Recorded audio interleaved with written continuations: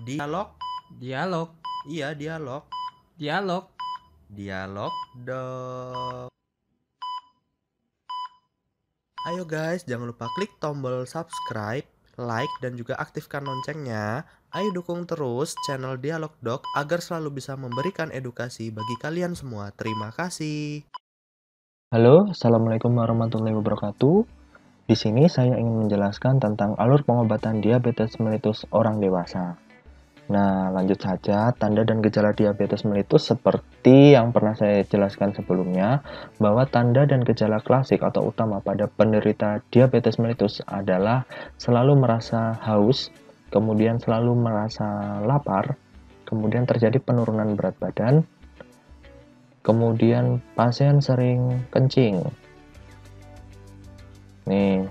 Nah, kemudian bisa juga didapatkan tanda selain gejala klasik atau yang utama tadi, seperti pandangan atau penglihatannya menjadi buram, kemudian luka jadi susah sembuh, kemudian adanya infeksi daerah alat kelamin, kemudian selalu merasa lelah, terjadi gangguan seksualitas, kemudian biasanya pada tangan dan kaki itu mengalami kesemutan atau terasa kebas atau mati rasa.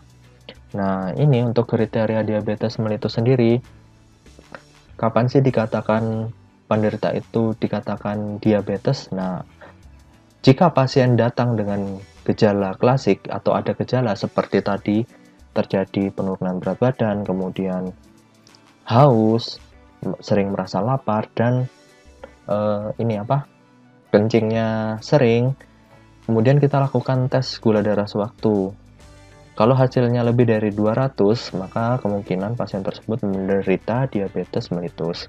Apabila ada gejala klasik pada pasien itu ditambah dengan pemeriksaan gula darah puasanya dan didapatkan hasil lebih dari 126, bisa juga dikatakan diabetes mellitus. Atau ada gejala klasik ditambah dengan tes toleransi glukosa oral dan didapatkan hasilnya lebih dari 200, maka pasien itu bisa dikatakan diabetes mellitus. Kemudian atau pasien datang dengan gejala tadi, kemudian setelah melakukan pemeriksaan HbA1c didapatkan hasil 6,5%, maka dikatakan pasien tersebut menderita diabetes mellitus. Nah, apa yang terjadi apabila pasien tidak ada gejala sama sekali, tidak ada tanda dan gejala klasik? Nah, maka diagnosanya ditegakkan berdasarkan pemeriksaan penunjang seperti gula darah sewaktu. Nah, apabila pemeriksaan gula darah sewaktu lebih dari 200 dan dilakukan pengulangan sebanyak 2 kali, didapatkan hasil yang sama 200, itu bisa dikatakan dengan diabetes mellitus. Atau pemeriksaan GDP atau gula darah puasa lebih dari 126 yang diulang secara 2 kali, bisa dikatakan diabetes mellitus. Atau pemeriksaan tes toleransi glukosa oral yang diperiksa hanya sekali saja dan didapatkan hasil lebih dari 200, maka bisa dikatakan dengan diabetes mellitus. Atau hanya dilakukan pemeriksaan HbA1c dan didapatkan hasil lebih dari 6,5%, maka pasien tersebut dapat dikatakan menderita diabetes mellitus. Seperti itu. Nah, kita langsung ke tata laksananya. Jadi yang paling utama adalah edukasi pada pasien penderita diabetes mellitus.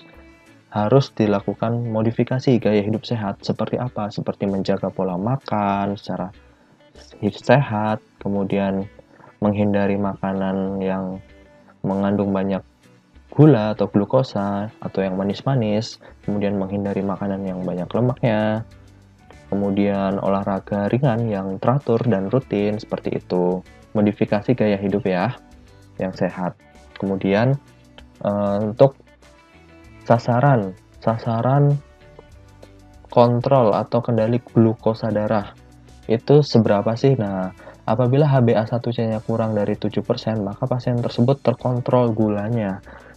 Berarti setiap bulan pasien tersebut gulanya memang rata-rata terkontrol. Nah, HbA1c ini berfungsi sebagai apa sih? Jadi pemeriksaan ini tuh fungsinya kita tuh melihat bahwa kadar glukosa di waktu yang lalu itu terkontrol atau tidak, tinggi atau tidak, seperti itu. Nah, Jika pasien datang, kemudian dengan HbA1c-nya saat diperiksa dia kurang dari 7,5, maka kita lakukan monoterapi awal atau terapi satu macam obat saja. Bisa milih metformin atau golongan sulfonylurea dan lain-lainnya, tetapi memang lini pertamanya adalah metformin. Nah, apabila sudah 3 bulan atau kita ulangi lagi pengecekan selama saat 3 bulan terus didapatkan hasil HbA1c-nya masih belum mencapai target, kan tadi targetnya harusnya kurang dari 7%, tetapi setelah kita cek 3 bulan lagi, itu kita cek ternyata HbA1c-nya belum mencapai kurang dari 7%, maka kita lanjut ke kombinasi 2 obat. Jadi kita tambah lagi obatnya. Dengan lini pertamanya adalah metformin. Jadi kita bisa berikan metformin sebagai lini pertamanya dan ditambah dengan obat-obatan lain. Ini satu macam jenis obat yang lain. Nah, apa yang terjadi apabila kita sudah memberikan kombinasi 2 obat, terus kita periksa dalam 3 bulan ternyata HbA1c-nya masih belum bagus, masih belum terkontrol, maka kita kombinasikan 3 jenis obat. Dengan lini pertama tadi adalah metformin, obat lini keduanya tadi tergantung dari kondisi pasiennya, kemudian obat lini ketiganya juga tergantung dari kondisi pasiennya. Jadi kita itu tergantung dari dokternya untuk memberikan terapi yang seperti apa.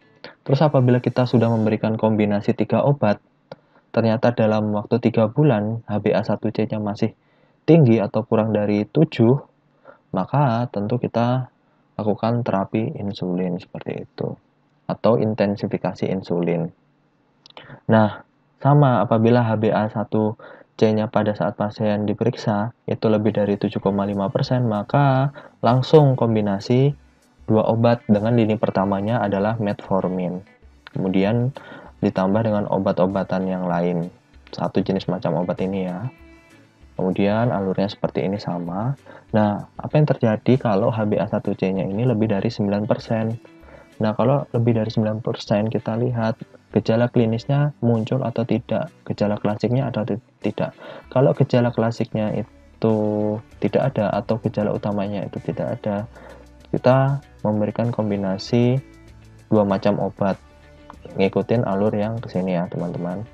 Kemudian sama alurnya tadi, apabila dalam waktu 3 bulan HbA1c-nya itu tidak membaik atau tidak ada perbaikan atau tidak turun, maka kita kombinasi 3 obat seperti itu sampai HbA1c-nya itu turun atau memenuhi target kurang dari 7%. Nah, apabila HbA1c-nya itu lebih dari 9% dan ada gejala klinis, ada gejala klinisnya yaitu pasien merasa sering lapar, kemudian sering haus, kemudian terjadi penurunan berat badan, dan sering kencing, maka kita bisa berikan insulin ditambah dengan obat-obatan lain. Ngikutin algoritma yang ini ya. Kita bisa memberikan insulin ditambah dengan obat-obatan lain. Obat-obatan lain ya ini kita bisa memilih metformin atau sulfonylurea dengan obat-obatan lain. Nah, kemudian kalau ini sih tergantung dari ini ya dokternya yang menilai kondisi pasiennya ini cocoknya seperti apa dengan kondisi pasien itu sendiri, karena memang tiap orang kondisi penyakitnya itu berbeda-beda seperti itu. Nah, bagaimana sih kalau di tempat kita tidak ada pemeriksaan HbA1c?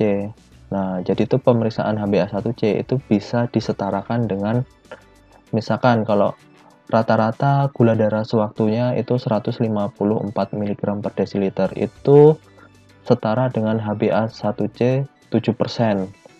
Berarti targetnya ya, setara dengan HbA1c-nya 7%. Kemudian kalau rata-rata gula darah puasanya 152 atau tes toleransi glukosa oralnya 176 rata-ratanya, maka itu setara dengan HbA1c 7 sampai 7,49. Nah, kemudian apabila gula darah sewaktunya lebih dari 212 itu setara dengan HbA1c lebih dari 9% seperti itu. Nah, jadi ini algoritma tata laksana diabetes mellitus tipe 2 ya. Ya, ini sumbernya. Jadi mungkin itu saja yang dapat saya sampaikan.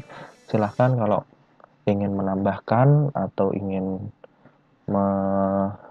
menanyakan bisa kalian tanyakan di kolom komentar. Terima kasih. Assalamualaikum warahmatullahi wabarakatuh.